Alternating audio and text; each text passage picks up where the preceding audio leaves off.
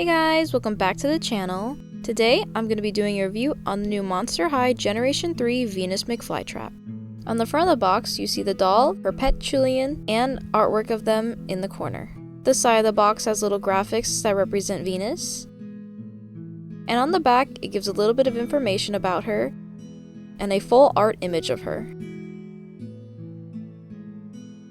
Then on the other side, it just says Monster High. Now, let's open her up.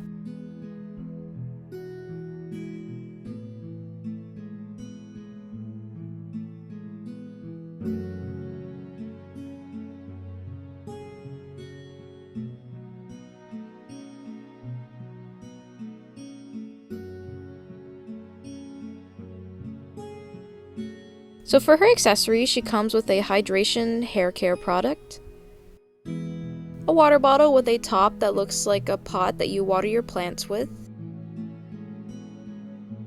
a bite snack, and a botany folder with a design that's reminiscent of her G1 shirt. And this opens. Some pink clear sunglasses, an eye coffin with a green phone case, a blue translucent basket backpack with some stickers at the front, and her pet Julian, which looks more like a plant cat now. Now let's take a look at the doll.